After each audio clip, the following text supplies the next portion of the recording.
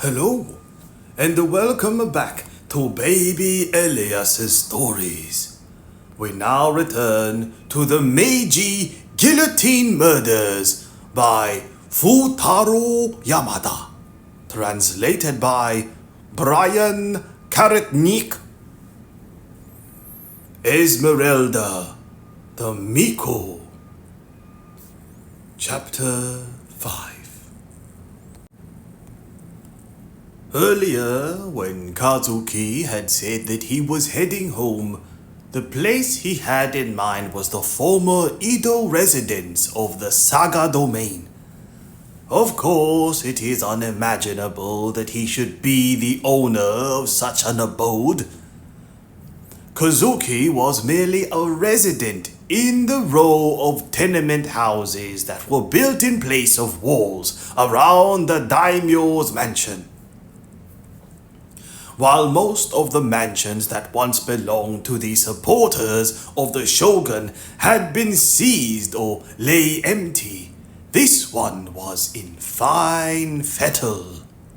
Fettle, state or condition of health, fitness, wholeness, spirit or form. Often used in the phrase in fine fettle. This one was in fine fettle. The four provinces that had largely been responsible for the restoration, Satsuma, Chozu, Tosa, and Hizen, now enjoyed power and prestige. Among the lords of Hizen on Kyushu, none enjoyed this more than Naomasa Nabeshima, the former daimyo of Saga. Although the Saga domain did not distinguish itself, especially during the Boshin War, it did, for that very reason, manage to preserve its men, and since these men were capable and intelligent, having been trained from an early age by the clan leader Nabeshima himself, who was in some respects exceedingly enlightened, the new government had little choice but to appoint them. That was why this mansion was still in good shape. Lord Nabeshima had been appointed governor of Hokkaido, but had dispatched his retainer Yoshitake Shima in his stead, while ensconcing himself in his residence in the imperial capital. Ensconing, shelter, conceal. Establish or settle, ensconing. While ensconcing himself in his residence in the imperial capital. Well, I'm going to take a stroll before I head home, said Kawaji, bowing his head. As he was about to turn around, however, he saw two men coming his way from the direction of Saiwaibashi Gomon. Though they were still too far away for him to make out their faces, he heard one of them call out, "Hello, brother!" "Well, if it isn't Keigoro," Kazuki replied, turning to look at the other men. "I brought Ito-san!" Keigoro shouted. The two groups advanced towards each other. When they met in front of the gate of the Saga mansion, Kazuki introduced his colleague. "This is my associate, Chief Inspector Toshiyoshi Kawaji." Then turning to Kawaji, he explained, "This is the Saga clan's gifted Chief Treasurer, Judge Shinpei Ito. Judge Shinpei Ito. And this one here is my younger brother, Keigoro." With his bushy eyebrows and high cheekbones, Ito's face suggested that he was a man of strong character. "Oh-ho," said Ito. "And you must be Kawaji from Satsuma." Perplexed, Kawaji fixed Ito with narrowed eyes. How do you know who I am? Saigo-sensei once told me that if he ever wanted somebody from Satsuma to lead the police when the day finally comes to reform it properly, Kawaji would be the first in line. I've always remembered that name. What? Saigo-sensei said that? Kawaji was flabbergasted. I'm flattered, but I very much doubt I'm the man for such an important job. Ha! There's time yet. Besides, we can't have Satsuma and Chōshū taking over everything now, can we? Said Ito, laughing defiantly. He then turned to Kazuki and added, Now, Kazuki, it is in fact you that I've come to see. Me? Well, if not you, your wife would have done. My wife? Kazuki laughed and shook his head. She isn't my wife. In any case, how can I help you? I wanted to have this translated. Ito extracted a thick book from his pocket. It was evidently foreign. It's French, you see. A treatise on criminal law. Kazuki took it and read the cover. I'm afraid my French is a bit rusty. But you speak French with that woman of yours, don't you? My French isn't to be trusted, I'm afraid. And lately she's begun to understand Japanese, so we muddle through. But a legal treatise, a single mistake, and you'll be in trouble. Oh, come, I don't mind a little mistake here and there, said Ito, raising his eyebrows. In Japan today, it's essential that we know even the gist of laws made in the West at the earliest opportunity. Kazuki pondered this for a moment, before finally nodding. I suppose something may come of it if we work together. I'll give it a go. Only, please, Ito-san, would you mind letting the rest of the clan know about this? Whatever for? As you're doubtless aware, there are those among the clan who would gladly draw their swords just because she's a foreign woman. The job could offer her some protection. I see. Well then, so be it. Ito cast his eyes towards the gate. In any case, said Kazuki, let's go inside. Kawaji, if you'd care to join us. And with that invitation, Ito hurried inside. Discussing something with his brother Heikurō, Kazuki followed Ito's lead, and behind them trailed Kawaji, wearing a look of astonishment. According to the traditional way of reckoning age, Shinpei Ito was in his 36th year.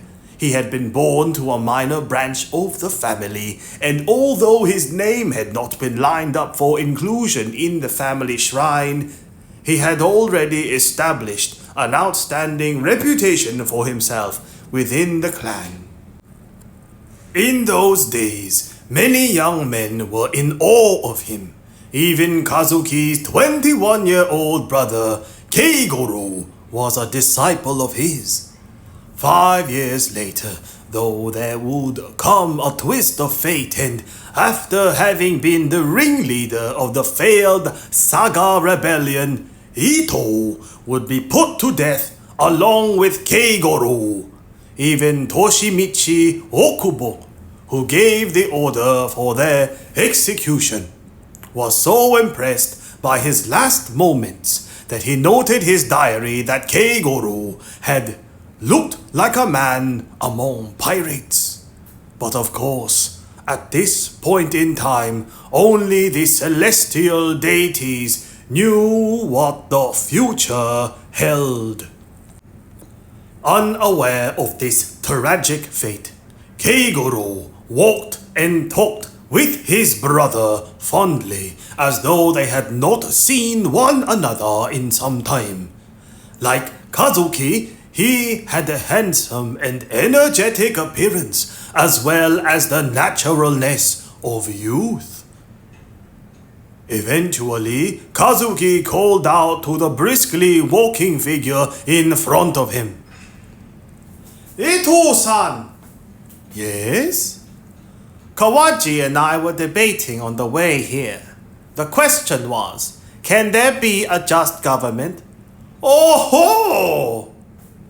"To sum it up, it is my contention that the government must be, in the first instance, the seat of justice, whereas Kawaji here argues that a government cannot make justice its primary concern, and that it's dangerous to be too attached to such ideas. I think Kawaji might even be tempted to call my ideas naive. That may be so, but I still cannot bring myself to agree with him. What do you think, Ito-san?" "I think you're right," Ito replied. "The government must be the seat of justice." The answer was as unequivocal as it was abrupt, and yet a faint smile crossed Shinpei Ito's lips. Later, after he became Lord Justice, he would use this very argument to denounce the Choshu oligarchy. Yet, from an ethical standpoint, his justice was but a weapon to defeat his political opponents. The faint smile that had appeared on his lips as he gave his unequivocal answer to Kazuki's question must have seeped out from the cracks in his multi-layered personality. Heedless of this, however, Kazuki looked back at Kawaji, elated. "My dear Kawaji, would you care to repeat your argument?" But Kawaji just smiled his usual vague, hazy smile and carried on walking in silence. As they passed through the mansion grounds, which were lit by the setting sun, every passer-by would bow when they spotted Ito, and he would cheerfully acknowledge them with a "Hello, hello." "Setting all that aside, Kazuki," began Ito, "I hear you executed some criminals the other day using a beheading device you acquired in France." "Yes, indeed, sir." "And how did that go?" "It really is a well-made instrument." "I haven't had the chance to see it yet. How does it work exactly?" Kazuki provided an explanation to Ito's questions of who had created such a device, and when, and why. Kazuki replied that even though a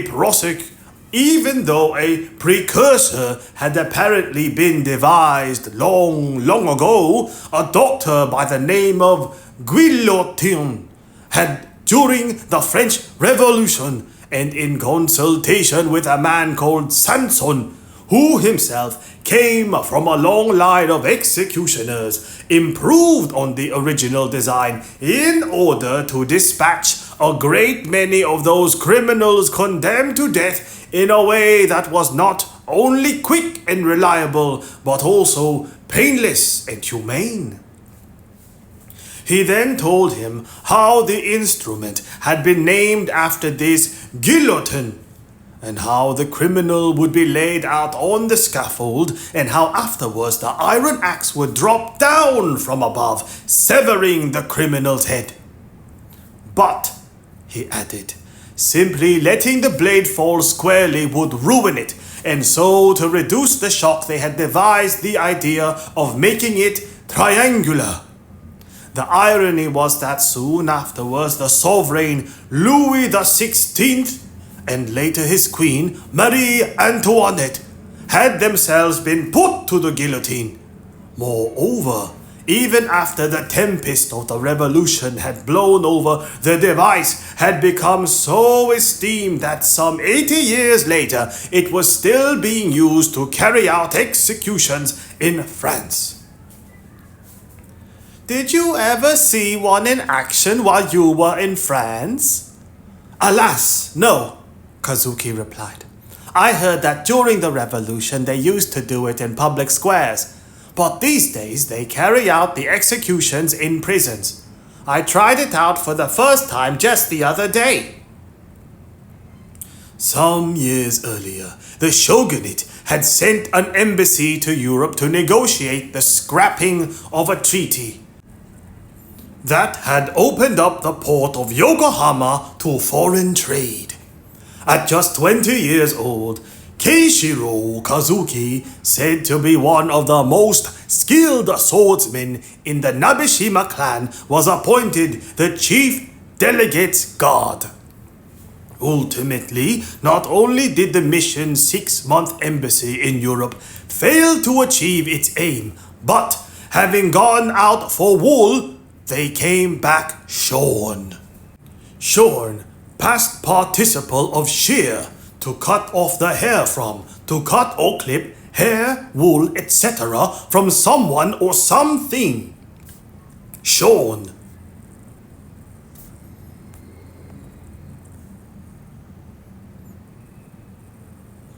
Having gone out for wool, they came back shorn.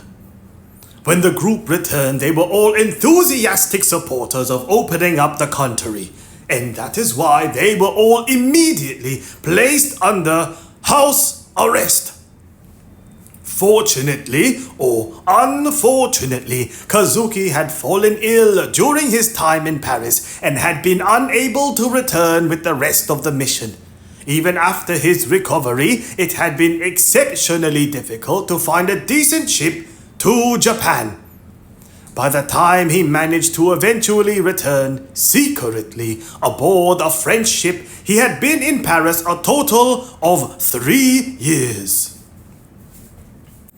Of course, it was his lordship who procured the guillotine. It must have been you who informed him about it.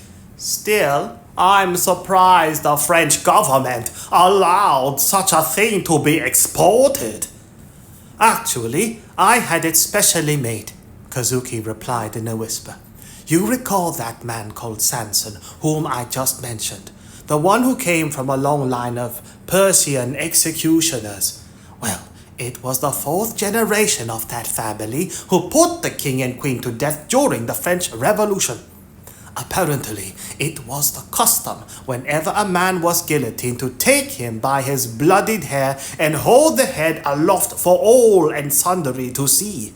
However, the profession was still abhorred by the public, and the Sanson seemingly became repulsed by it too, and gradually let and the Sanson seemingly became repulsed by it too and gradually left the work to others, until by the 7th generation the family trade was finally abandoned. Only I happened to make the acquaintance of a member of the 8th generation to whom I sent for the guillotine.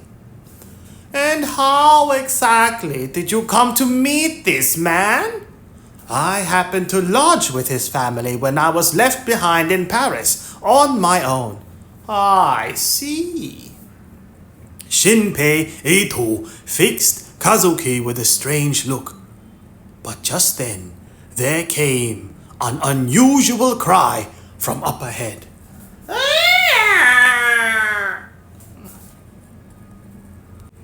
Chapter 6. Ah! Shouted Kazuki, immediately dashing off without so much as bowing to Ito and the others. It was as if he had been suddenly struck by an idea. Nabeshima's mansion, as the reader will remember, was surrounded by rows of houses on all 4 sides. The row at the front was reserved for those with the rank of samurai, while those at the sides catered to the lower ranks. At the rear was another row where former retainers, clan elders, and even their servants lived. This was where Kazuki rented his little house. As it transpired, the ruckus was taking place just outside his house. A dozen or so samurai had gathered there, all ranting and raving, gripping the hilts of their swords. 2 or 3 of them had even drawn their weapons. Facing them down were 2 men standing in front of the doorway, their swords drawn, shouting back at the samurai. Alarmed by this sight, Kawaji had instinctively broken into a run, racing after Kazuki. "You can't come in here! You'll have to kill us if you want to get past us!" The men in the doorway were in fact 2 Razotsu. Tamonta, Onimaru, and Jirōmasa Saruki. The group of men recognized Kazuki and the others as they approached. "Oh, Ito-sensei!" one of them gasped, quailing at the sight of him. 2 or 3 of the men began to cry out, Before you say anything, sensei, you should know. There's a golden-haired fox with 9 tails nesting in your house. It's a stain upon the Nabeshima house to allow such a thing to live here. The fate of the whole clan is at stake.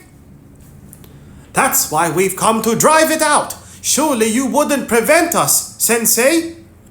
Though Ito had only just set foot in the mansion for the first time in a long while, he understood in an instant how this scene must have come about. Judging by their slovenly appearance, these men had undoubtedly arrived in the capital from Saga only recently.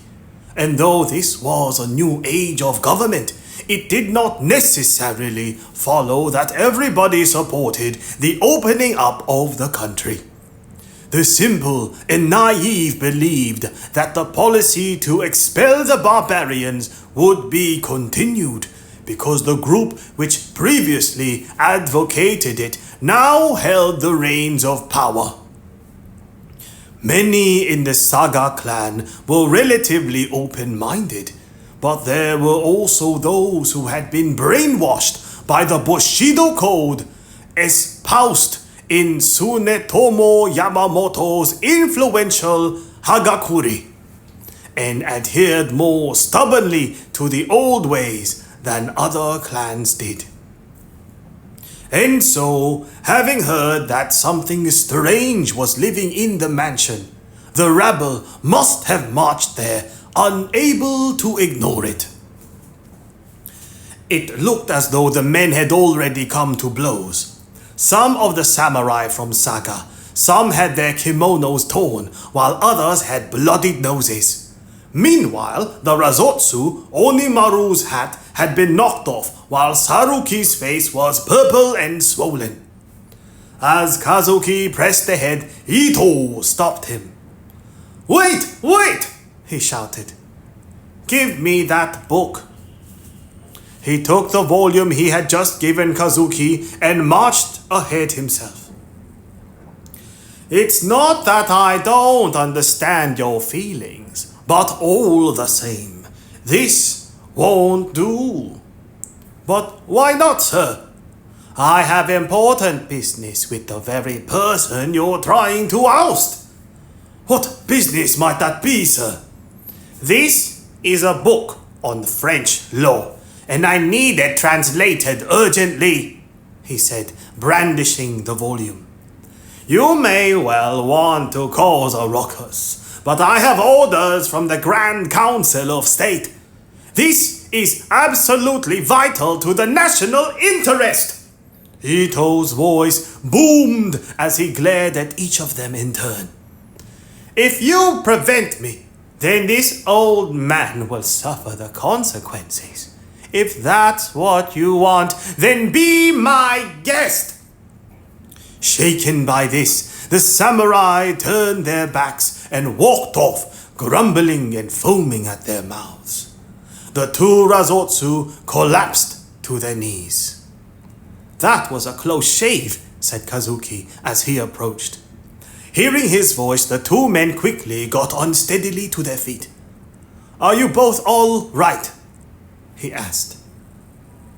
"So long as we're on guard, nobody gets past us," they boasted.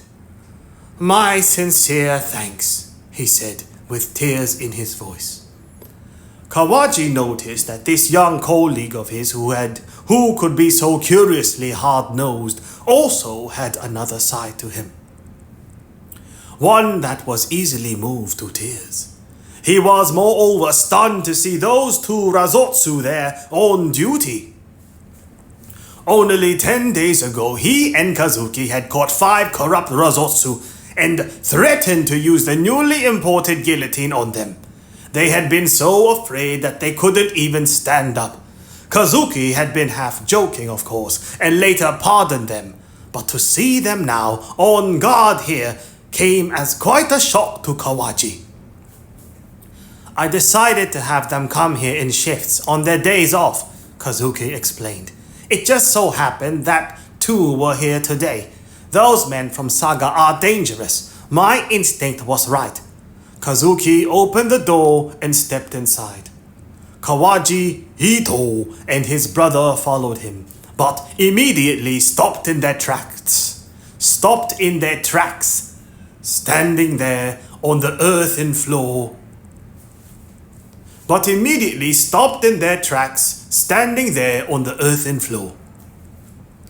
In one of the back rooms, a woman wearing a white short-sleeved kosode kimono over a pair of scarlet hakama was sitting cross-legged. Seeing them, she shot up and cried, "Oh, Keishiro!" Rushing over and throwing her arms around Kazuki's neck, she hugged him and kissed him on the lips. Mwah! Then she began prattling away in a foreign tongue, whose words recalled the wobbling of birds. One could easily imagine, however, that she was describing the terrifying ordeal. Of course, Kawaji had met the foreigner at the recent testing of the guillotine, and naturally, both Ito and Keigoro had known of her existence since her arrival in Japan the previous summer. But it was the first time the latter two had set eyes on this blue-eyed woman who wore the traditional garb of a Miko, a Japanese shrine maiden. They could see, moreover, laid out in the room opposite, all manner of strange objects used in Shinto rituals, including a kaen daiko drum decorated with flames, a plain wood offering stand with rice piled on top of it, a round mirror, a bow, prayer beads, and even bamboo leaves. It's all right, said Kazuki, turning and addressing the others. Gentlemen! For the first time, the golden-haired Miko seemed to notice the presence of other people. To Kawaji, her wide blue eyes seemed like a pair of mysterious jewels. Though he had seen them before, he could not help feeling mystified that such a beautiful creature could exist upon this earth. Then, suddenly, she launched into Japanese. I was praying to the gods. I was praying to Amaterasu. The gods of Japan are helping me. I am sure of it. It's all right. We'll discuss a better way to deal with this situation later. In the meantime, you just wait over there for a little while, said Kazuki, pointing to a room in the back. As she walked off, the woman's golden hair flowed all the way down her back to her red hakama. Suddenly, Kawaji recalled that one of the samurai from Saga had called her a golden-haired fox with 9 tails. But even Tamamo no Mae, the great courtesan of legend, could not have been as bewitchingly beautiful as this woman.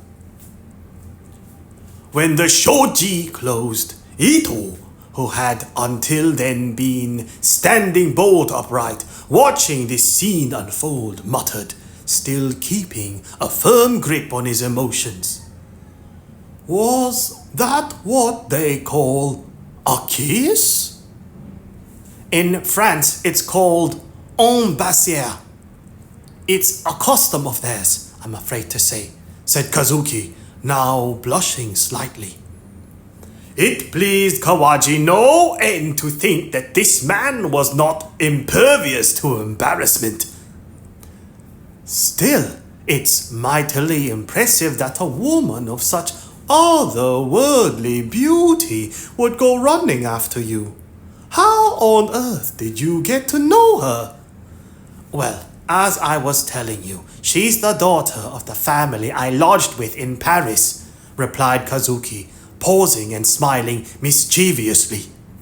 You see, she's the 9th generation of the Sanson family of Parisian executioners I mentioned. Her name is Esmeralda Sanson. Chapter 7. The group proceeded to the formal tatami room, but they had all been stunned into silence by what Kazuki had just said. Not only Ito, but Heikurō and even Kawaji, who had witnessed at first hand the guillotine in action, had vaguely assumed that the French woman had been summoned to read the instructions for the device. This was the first time they had learnt of her background. Once again, it was Kazuki who broke the silence. The fact of the matter was that he had brought her to live in the Saga mansion because he thought that it would be less dangerous than having her live somewhere else in Tokyo. The result, however, was the scene they had just witnessed.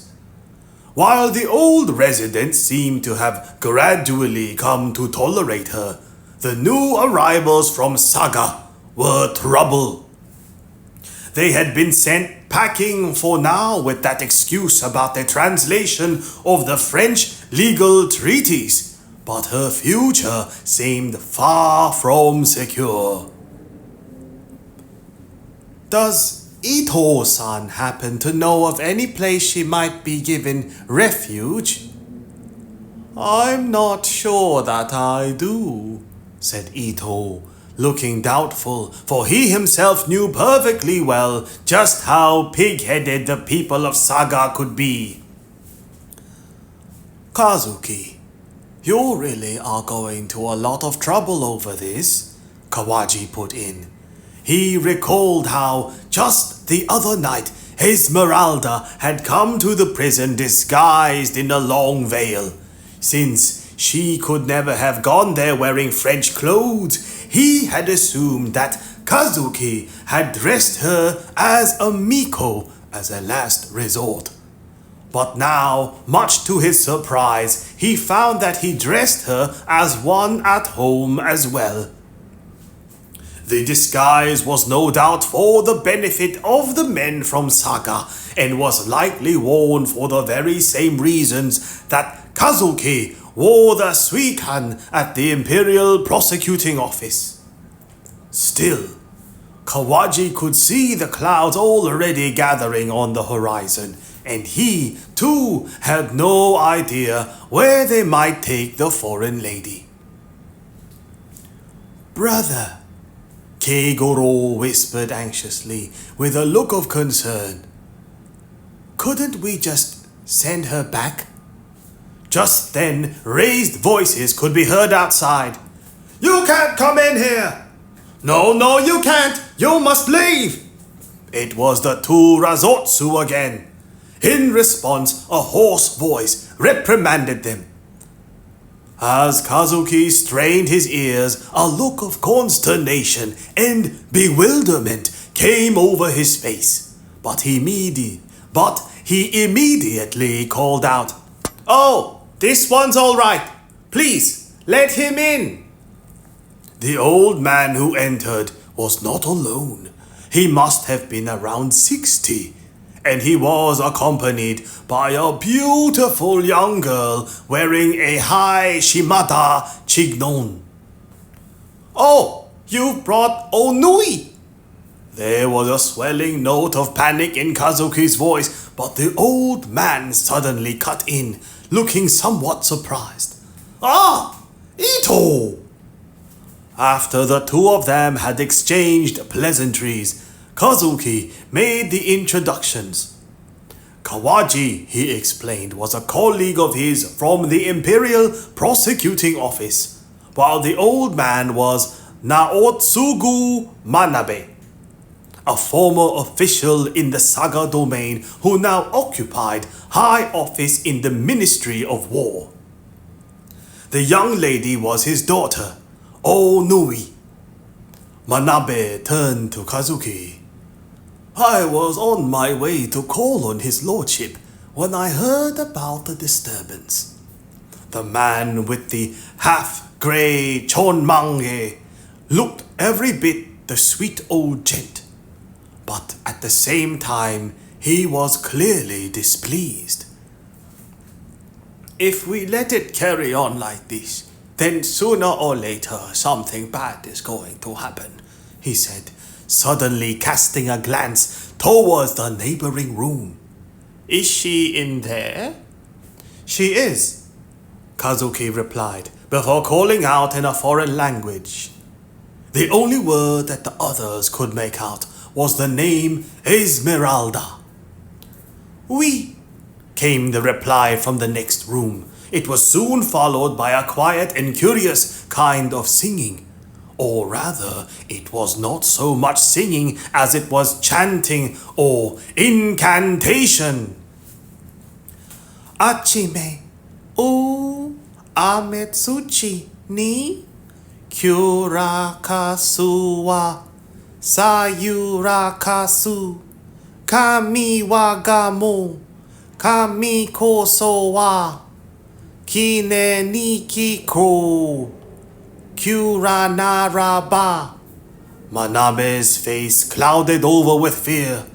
What's that sound? It's an ancient Japanese Kagura song. What? You mean to say that's Japanese? I learnt it from an old priestess who served at one of the Shinto shrines, but even she couldn't tell me what it meant, said Kazuki, laughing for the first time since they arrived. Still, if she's singing, then she won't be able to hear what we're saying. Keishiro, said Manabe, appearing to come to his senses. I've told you I don't know how many times. Send the girl back.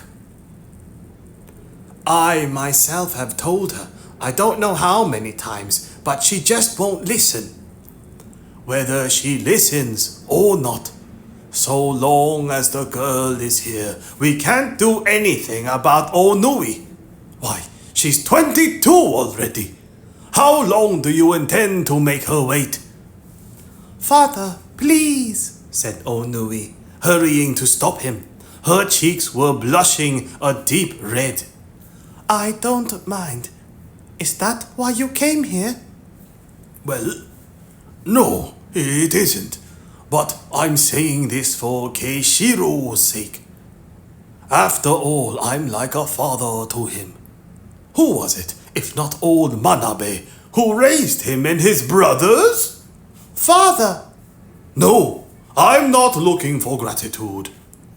Although he may have looked like a sweet old man, Manabe seemed determined to have his say. I doted on those brothers and raised them with my own hands. Each of them, and especially you, Keishiro, has a bright future ahead of him. I'm sure of it.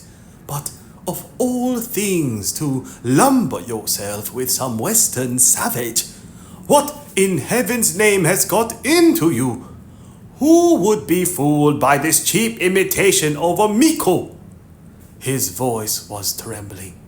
You've entered the Imperial Prosecuting Office. Whatever your position there is now, you're certain to go on to great things. I truly believe that. But with something like that shackled to you, you'll lose everything. You'll ruin your chances of getting on in life, and I can no longer turn a blind eye and indulge this. Keishiro, you must send the girl back to France tomorrow. I'm afraid I'm going to have to disappoint you, said Kazuki, casting a sidelong glance at Ito.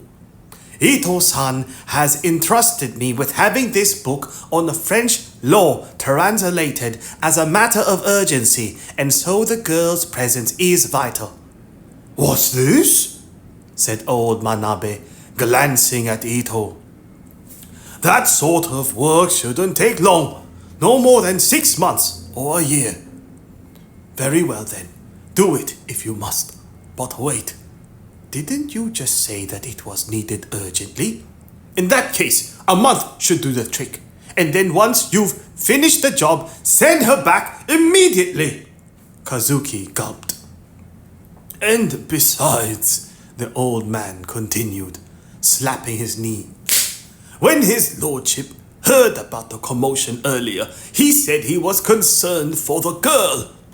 He did?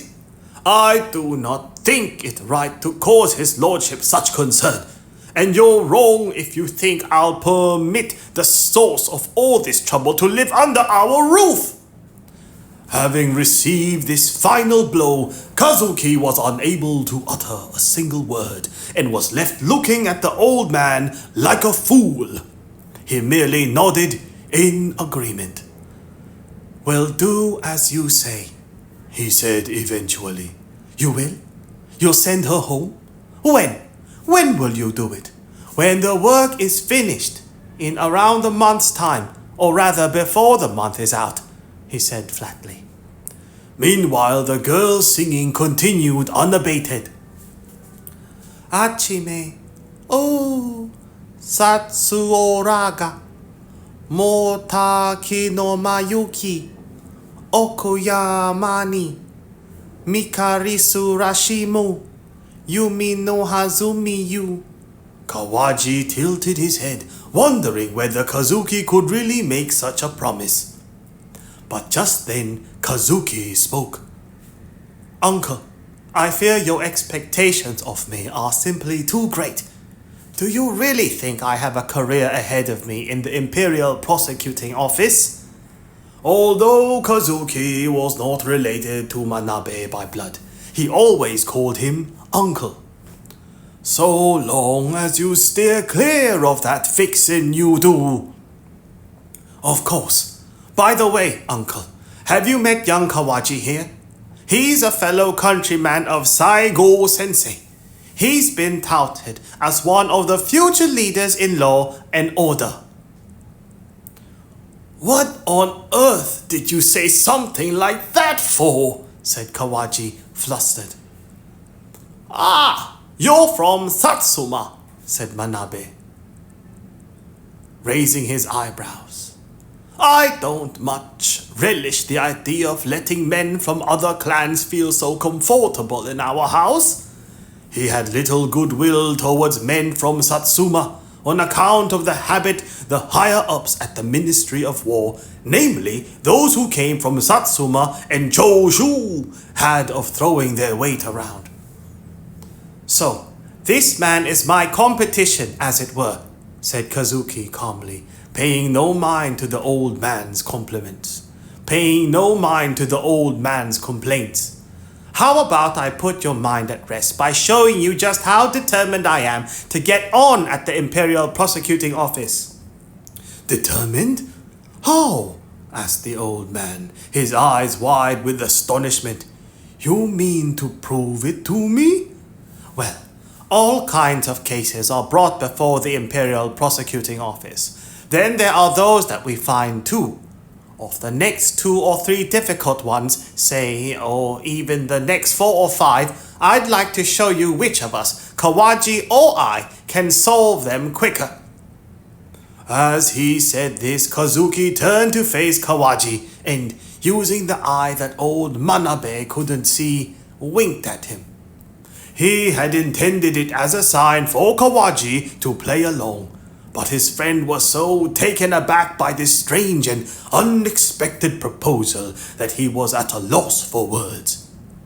He recalled that, on the way there, Kazuki had said something about being rivals, but that had been strictly between the 2 of them, and besides, the old man seemed to have something against people from Satsuma. I'd very much liked to see that myself, said Ito, grinning. He too had a little affinity with people from Satsuma. I don't know about all that, Kazuki, said Kawaji, getting to his feet. But I'm afraid I really must be going now. Oh, said Kazuki breezily. Keigoro, see him out. When Kawaji stepped outside, the odd-looking pair of Razotsu stood to attention and bowed to him. They seemed to have learnt their lesson the other night. Kawaji had no time to laugh about it now, and with arms folded, he made his way to the gate. Young Keigoro saw him to the door. Quite unexpectedly, however, they were followed by the girl. She had such a pure and delicate beauty, like a ray of light amid the twilight, that it was hard to believe she was the old man's daughter. He may be my brother, but he is a bit of an odd one. He's smart, capable, and most of the time he's kind and acts normal, but he does have his eccentricities, and there are times when even I don't understand him, said Keigoro, walking 4 or 5 steps behind Kawaji. I feel sorry for you too. I feel sorry for you too, he said, turning to the girl. Truly I do, but I'm relieved that he at least gave his word to send that girl back to France. Do you think really he'll send her back? She said. What makes you ask that? I'm not quite sure myself. I understand your concern, but I think you know as well as I do that even my brother could never take that woman as his wife. You're betrothed to my brother. Have a little faith. Why he hasn't held the wedding yet, I'll never know. The foreign lady arrived in Japan last summer. Even before that, Keishiro was... Like a sigh, her voice trailed off. What she meant was that even then, Kazuki had seemed reluctant.